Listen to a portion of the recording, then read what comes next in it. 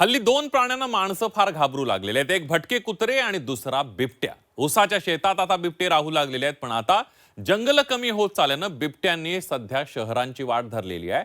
दिवसा रात्री कधीही बिबटे हल्ले करतात आणि त्यामुळे या बिबट्यांचा बंदोबस्त कसा करायचा हा यक्ष प्रश्न सध्या सरकारला भेडसावतोय.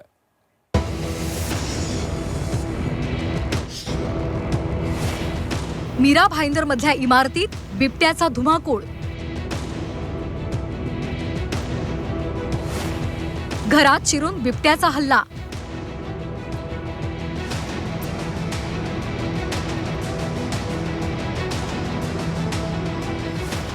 बिबट्याचे वाढते हल्ले चिंतेची बाब.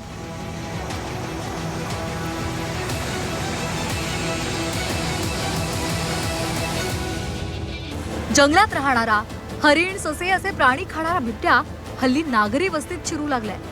चपळ आणि शिकारी बिबट्या माणसांवर हल्ले करतोय, त्यांना ठार करतोय आणि त्यामुळे माणसं फारच घाबरली आहेत. मुंबईपासून हाकेच्या अंतरावर असलेलं भाईंदरही सध्या दहशतीखाली आहे. भाईंदर पूर्व भागातल्या तलाव रोड परिसरात एका इमारतीमध्ये सकाळी 8च्या सुमारास बिबट्या शिरला.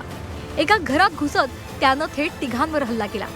त्यांचा आरडाओरडा ऐकून आजूबाजूच्या नागरिकांना माहिती मिळाली आणि जखमींना त्यांनी तातडीनं रुग्णालयात दाखल केलं. बिबट्या शिरल्याची माहिती नागरिकांनी पोलीस आणि वन विभागाला सुद्धा दिली. त्यानंतर 7 तासांच्या रेस्क्यू ऑपरेशन नंतर बिबट्याला जेरबंद केलं.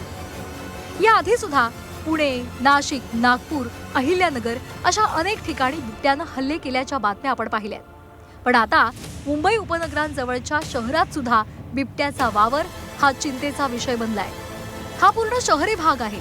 इथे सापही येत नाही, त्यामुळे बिबट्या येणं खूप मोठी गोष्ट आहे. त्यामुळे आश्चर्य वाटतंय की बिबट्या आला कुठून, असा प्रश्न भाजपचे आमदार नरेंद्र मेहता यांना पडलाय.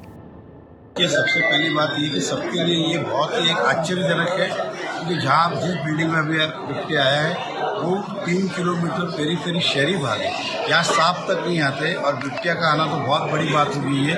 तो स्वाभाविक है कैसे आया, इतनी बड़ी इतनी टावर, इतने बड़े रोड और 24 घंटा रोड पे लोग रहते, फिर भी आया, तो क्वेश्चन मार्क है. रेस्क्यू सेंटर मोठ्या प्रमाणावर तयार केली जात आहे. त्यामध्ये आता बिबट्यांना ठेवलं जाणार आहे. त्यासाठी वेगानं काम करत आहोत असं मुख्यमंत्री देवेंद्र फडणवीस यांनी सांगितलं. त्या संदर्भात लगेच आपली टीम त्या ठिकाणी कार्यरत झालेली आहे. हे सगळे वाढते प्रकार अत्यंत गंभीर आहेत. म्हणूनच आपण आता रेस्क्यू सेंटर्स तयार करायला मोठ्या प्रमाणात काम सुरू केलेलं आहे. बिबटे देखील आपण पकडतो, पण रेस्क्यू सेंटर तयार करून त्याच्यामध्ये बिबटे सोडणं हे आता महत्त्वाचं आहे. त्याकडे अतिशय वेगानं काम चाललेलं आहे. बिबटे नागरी वस्तीत शिरतायत, त्यांचं कारण काय, त्याला आळा कसा घालायचा, त्यासाठी काय करता येईल, बिबट्यांच्या वाढत्या संख्येला प्रतिबंध कसा घालता येईल, यावर केवळ चर्चा नको तर ठोस कार्यवाही व्हायला हवी. अन्यथा उद्या मंत्रालयातही बिबट्या शिरेल तो दिवस दूर नाही. ब्युरो रिपोर्ट, झी 24 तास, मीरा भाईंदर.